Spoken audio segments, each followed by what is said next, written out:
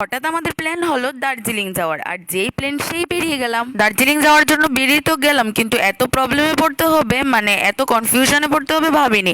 তোমাদেরও যদি এরকম হয়ে থাকে, আর যদি এরকম তোমরাও প্ল্যান করো হঠাৎ করে দার্জিলিং ফার্স্ট টাইম যাবে, তাহলে তোমাদেরও আমাদের মতো এরকম কনফিউশনে পড়তে হবে। আসলে এখন ভাববে যে আমরা গাড়িতে তো উঠে গেছি, কিন্তু আমাদের কনফিউশন বা প্রবলেমটা মেন বিষয়টা আমি বলছি। আমরা যখন জলপাইগুড়ি নামি স্টেশনে, তখন অনেক ড্রাইভাররা আমাদের ডাকছে ওদের গাড়ি করে দার্জিলিং যাওয়ার জন্য, কিন্তু কিছু ভীষণ বেশি বেশি প্রাইস বলছে, আর কিছু অনেক কম প্রাইস বলেছে। তো যারা অনেক কম প্রাইস বলেছে, ফার্স্ট টাইম যেহেতু গেছি ওদের সঙ্গে আমরা যাই, কিন্তু ওরা আমাদের গাড়িতে ড্রপ না দিয়ে একটা এজেন্সিতে নিয়ে গেছে। মানে পুরো ট্রিপের একটা প্যাকেজ আমাদের মানে বুক করার জন্য ওরা আমাদের অনেক বুঝিয়েছেন, কিন্তু আমরা এটা করিনি। আমি চাই যারা ফার্স্ট টাইম যাও তারা প্লিজ ভুলেও এটা করো না।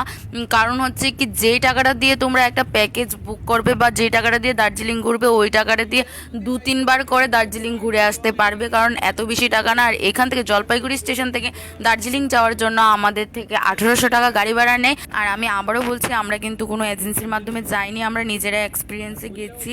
আর আমরা ফার্স্ট টাইমই গিয়েছি। আর দেখো, আমরা মাঝপথে গিয়ে ভীষণ খিদে পেয়ে গেছিলো, আর এখানে ছিল আলু ভাজি, ডাল, তারপরে আমরা চিকেন নিয়েছি। ও আমাদের যে ড্রাইভার ছিলেন উনি খুব ভালো ছিলেন, উনি এই হোটেলটার মধ্যে আমাদের নিয়ে গেছে। ভীষণ টেস্টি, আর অনেক দিন পরেও খাবার পেয়েছি, ভীষণ তৃপ্তি করে খেয়েছি। তারপর খেয়ে দিয়ে আমরা আবার বেরিয়ে গেলাম।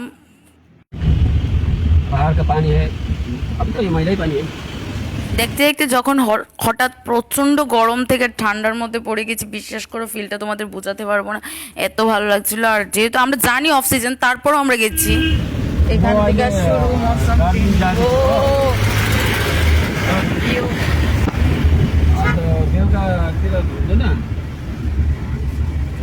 कति बजीतिर भन्नु त কিছু দেয় না, तपाईँ सिलगढीमा हुनुहुन्छ ए हुन्छ हुन्छ কুয়াশায় কিছু দেয় না। তো ফাইনালি আমরা দার্জিলিংয়ের মানে কাছাকাছি চলে আসলাম। আর আমি ফার্স্ট টাইম দেখছি পাহাড়ের উঁচু উঁচু এরকম ঘর। মানে আগে আমি ফোনের মধ্যে দেখতাম বা অনেকের ব্লগে দেখতাম, কিন্তু ফার্স্ট টাইম এইসব দেখে মানে নিজেকে বোঝাতে পারছি না অ্যাকচুয়ালি আর সত্যি কি আমি এখানে আছি কি না। কারণ এত গরম, প্রচণ্ড গরম ছিল কলকাতায়, আর আমরা এই প্রচণ্ড গরমের মধ্যে হঠাৎ করে ঠান্ডার ওয়েদারটা পেয়েছি। তো তারপর আমরা চলে গেছি হোটেলে। আর বিশেষ করে আমরা অনেকটা ঘুরেছি হোটেলের কোন হোটেলটা ভালো হবে, বা আমরা যেহেতু স্টুডেন্ট কোন হোটেলটা টাকাটা একটু কম পাবো। আর তোমরাও যদি এরকম পেতে চাও, তুমি আমার ভিডিওটা পুরোটা দেখো, অবশ্যই সবটা জানতে পারবে। আর এটা ছিল আমাদের হোটেলের বাইরের যে ভিউটা, মানে আমরা দরজা খুলে যে ভিউটা দেখি। দেখো এখানে ওয়েদারের কথা আমি বুঝতে পারি না, 1 মিনিট পরে পরে চেঞ্জ হচ্ছে। আর ফার্স্টে দেখো কুয়াশার মধ্যে কিছু দেখতে পাচ্ছ না, পরে কি ক্লিয়ার দেখা যাচ্ছে। তারপর সন্ধ্যা হয়ে গেছে, আমরা একটু রেস্ট করে চা খেতে চলে গেলাম, কারণ ঠান্ডার মধ্যে গরম গরম চা অনেকটাই ভালো লাগে। আর দেখো আমরা এই হোটেলটা স্টে করেছি, হোটেল সোনালি রেস্টুরেন্ট। তোমরা যারা আসতে চাও তাহলে এখানে এসো, অনেকটা রিজনেবল প্রাইসে পেয়ে যাবে রুম। কারণ মেলের সামনেই হোটেলটা রয়েছে, বেঙ্গলি হোটেলই। আর ভালো, আমার মতে এটা খুব ভালো। আমরা 800 টাকাই করে রুম পেয়েছি, তোমরাও যদি পেতে চাও আসতে পারো এখানে। তারপর আমরা চলে গেছি একটু ঘোরাঘুরির। আর বিশেষ করে ভীষণ ঠান্ডা ছিল, তাই আমরা ভাবলাম যে একটু ঠান্ডার মধ্যে গরম গরম মোমো খাওয়া যায় কি না। তো আমরা এই সাইডটা ঘুরেছি, কিন্তু এই সাইডটা কি আমি বুঝতে পারিনি।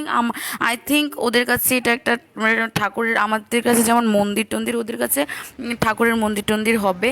ওরা প্রণাম করে করে যেখানেই যায় সবাই এখানে প্রণাম করে যায়। তো তারপর আমরা চলে গেছি স্ট্রিট ফুড খাওয়ার জন্য। আর আমরা ঘুরছি, দেখো পাচ্ছি না, কারণ যেখানে আগে ছিল এখান থেকে চেঞ্জ করে নিয়েছে। তো আমরা ভিডিও দেখে ভাবলাম যে এখানে আছে, কিন্তু এখানে নেই। কি আর করবো, আমরা রুমে চলে আসি।